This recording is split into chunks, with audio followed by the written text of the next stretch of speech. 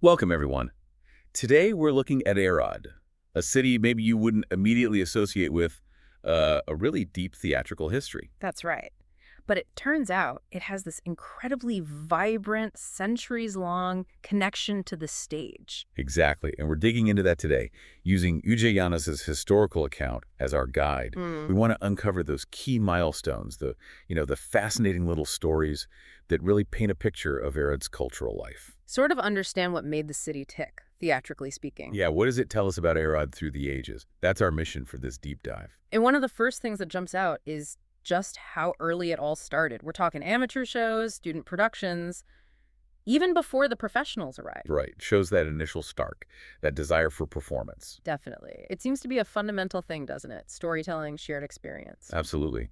And that spark caught fire pretty quickly with professional theater. The first recorded troupe was Philip Bernard's German company in 1787. And they stayed for a good while, didn't they? 7 months. 7 months, yeah.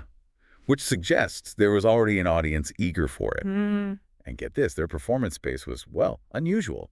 An indoor arena, but without walls, in the Tukuli Garden. Without walls. How did that work? I know, it was owned by this philanthropist, Sava Tekelia. Talk about improvising, right? Yeah. It really shows that the demand was there before the fancy buildings. It really does. Resourceful. And that space evolved too. They eventually covered the stage, added dressing rooms. Uh-huh. Showing a growing commitment, maybe wanting things a bit more, I don't know, formal. Yeah, moving from just making do towards something more established. And it wasn't just that garden spot. In winter, they moved things indoors. Right. To the Milik House downtown, Yeah. where visiting music groups also played. Yeah, like Kelemen Laszlo's Hungarian troupe. They were there for 4 whole months in 1795-96. So theater was clearly becoming a big deal, a central part of public life, like the social balls. Totally. There's this quote from the Diary of the Venerabilis Convent Aradiensis. It talks about how zealous the erudites were, braving like terrible weather just to catch a show, Wow. That's dedication. isn't it? Makes you think, what was the big draw? Well, maybe it was that social connection, an escape, a way to experience stories together. Powerful stuff back then. I think so. Now, things really shift gear with this one figure, Herschel Jacob. Ah, yes. The wealthy merchant. Moved from Vienna in 87. Right, and he had this big dream, a permanent theater in Arad. And he went straight to the top, didn't he? Applied to Emperor Francis. He did. And amazingly, the emperor approved it really quickly in 1812. That is surprising. Makes you wonder why. Maybe the empire saw value in promoting culture out in the provinces. Or Jacob just made a very good case. Could be. Anyway, he got the go-ahead, bought a property corner of Main Square and Hit Street. Okay. And by 1817, he'd built his family home and the theater right next door. And this first theater, what was it like? Pretty impressive for its time, it sounds like. Neoclassical facade, very fashionable then, evoking that classical grandeur. Right, the columns and things. Yeah, 4 semi-columns with those ionic, swirly tops. Mm-hmm. And 3 windows. Inside, 3 entrances, a small lobby with ticket offices, Mm-hmm.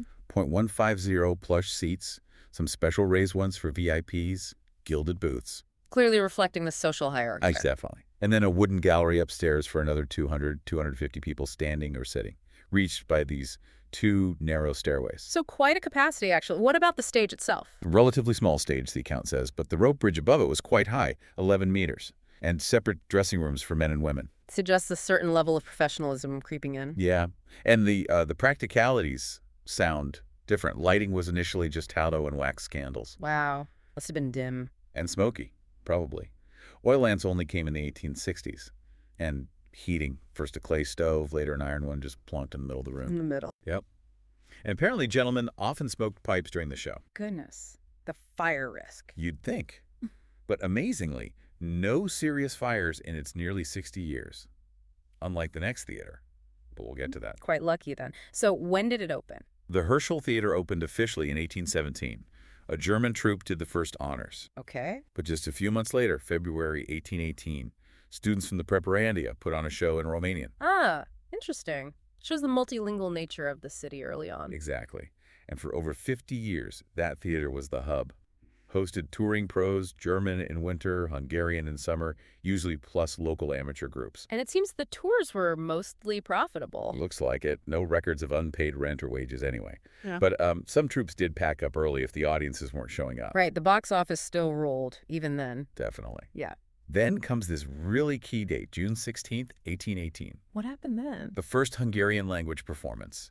Helene David's troupe did King Matthew's Choice, and it was a huge hit. Ah, a landmark moment for Hungarian culture in Arad. Totally. They stayed all summer, toured nearby towns, and the troupe had some real stars of the Hungarian stage. Like who? Szerdehely József, Szentpetri Sigmund, Megéri Kereli Pecsérfi even wrote about him. Wow. Big names. And the next year, 1819, they were joined by Szepetaki Deriné Rosa. Deriné, a legend of Hungarian traveling theater. Exactly. Her presence must have been a huge draw. She came back several times. So Hungarian theater was really establishing itself. It was. Other companies followed, like Pethos Celestins, Farkas Józsefs in 1838. Ladabar André's troupe brought Deriné back again in 44. And interestingly, some Hungarian troupes even performed plays in Romanian for the Romanian speakers. The Szeged troupe did that. That's quite inclusive for the time. It is. And then, in 1847, another significant move. Mm-hmm. The city administration decided Hungarian troops could use the theater for free. For free. Wow, that's a strong statement. Definitely shows the rising tide of Hungarian national feeling, using culture to, assert that identity. A clear political dimension to cultural policy there. Absolutely. Which leads us right into 1848. March 17th, things get really dramatic. The revolution arrives in Arad. Yep. News hits, the 12 revolutionary demands. Young people get fired up, gather, and march straight to the theater. What, during a performance? Mid-performance. It was a German language show. They interrupted it, kicked out the German and Czech musicians. No way! Brought in a gypsy violin band, led by this guy Pepe. Apparently Liszt kissed him on the forehead once. Random detail. Really? Yeah. And then they forced the poor director, Goxide, who was clearly reluctant to read the 12 points from the stage. Incredible. The theater literally becoming a stage for the revolution. Exactly. Culture and politics colliding right there. And did the theater just stop then? Amazingly, no. Performances apparently continued even during the Austrian bombardment later that year and into 49. That resilience again, art in the face of conflict. But after the revolution was suppressed, the Austrian military clamped down. Rentals were restricted, mostly to German-speaking companies for a bit. The political pendulum swings back. But not for long. This local landowner, Chernovitz Peter, found some kind of loophole, a trick, the source calls it, to get around the council's decision. Clever. And by 1850, Hungarian troops were back. Opera returned to Donizetti, Bellini, that November. So Hungarian theater wasn't suppressed for long? No. Companies led by Szabó József, Heavy Mihaly, Budai József started performing regularly. German troops still came, with actors like Trauman mentioned, but Hungarian theater was definitely gaining ground. By 1859, the local German newspaper started publishing Hungarian programs and reviews. They even had to print more copies of the Hungarian supplements. That shows a real shift in the audience and interest. Chernovitz's move was crucial. Definitely. And then, 1861, the Constitution is reestablished. After that, no more real barriers for Hungarian or Romanian companies. Right, like Mete Milo's troupe and Mihai Pascale's? Yes, and Pascale's company in 68 actually included Mihai Eminescu. The great poet. Wow. Another layer of significance. It is. And I.D. Ionescu's troupe came in the 1870s, too. We should also mention Szerdehely Coleman here. Oh, absolutely. A huge figure in Arad theater, a real local celebrity. Such a shame he died young. They put his bust in the new theater's lobby. Which then vanished after the Union in 1919. Sad story. It is. So the Herschel Theater, despite its success, was maybe getting a bit small. Yeah, seems like it. The bigger, more successful troops needed more space. So after the Austro-Hungarian Compromise in 1867, the council decided, time for a new, bigger theater. A major civic project. Huge. They got a big loan, 700,000 forints, hired Skolnitsky Antle to design it, though there was some debate about where the main entrance should be, not on the main drag, but on Zrinyi Street. Interesting detail. Shows these things weren't always straightforward. But it reflects Arad's ambition, right, to be a real cultural center. Definitely. Construction started in 71, finished in 74, cost 463,400 forints in the end. And the capacity was much bigger. Much bigger. 1,250 spectators, mix of seats, boxes on 3 levels, standing room, and better lighting this time, sprinkler lamps, supposedly safer. Supposedly. given what happened later. I know the irony. Several fires plagued the new building, but this initial setup was an improvement. So the grand opening was in 1874. Yes, huge event. Emperor Franz Joseph himself attended, watched the first act of a play called Hunting in Matra. The emperor's presence really underlines its importance. It does. The last show in the old Herschel Theater was April 6th, 1874. And what happened to the old building then?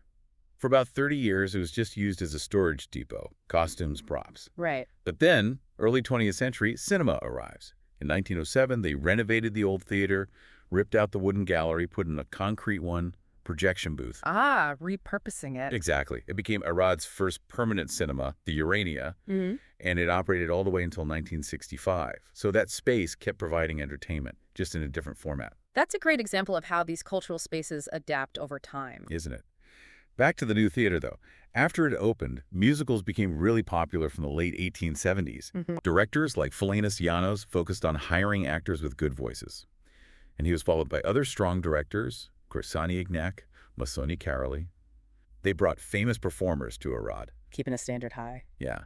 But then, disaster struck again. February 1883, fire guts the new theater.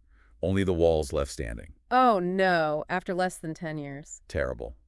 But they rebuilt it. An Arad architect, Halme Andor, oversaw it. Slightly smaller capacity this time, but apparently even more beautiful. With those frescoes. Lots Karoli's design. Yes, copied by Györgyi Rudolph. Stunning ceiling paintings.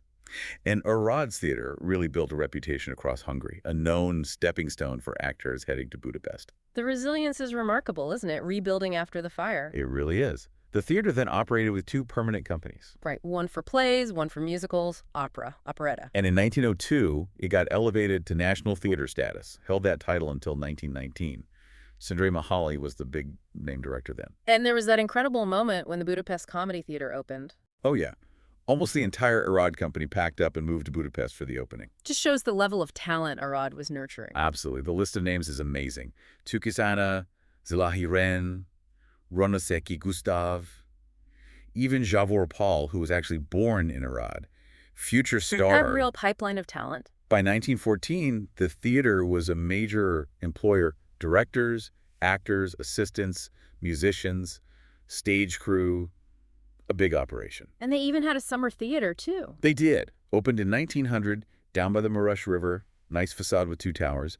It hosted the Arad actors and touring companies from spring to autumn. Another venue for the city. Yeah, they got demolished in 1939.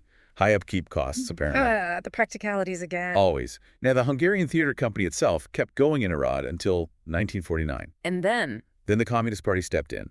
They disbanded the company. Officially, it was temporary for renovations, but the theater was never actually rebuilt or the company reinstated in that form. A political decision essentially disguised as practical need. A sad chapter. A very sad end to that particular era.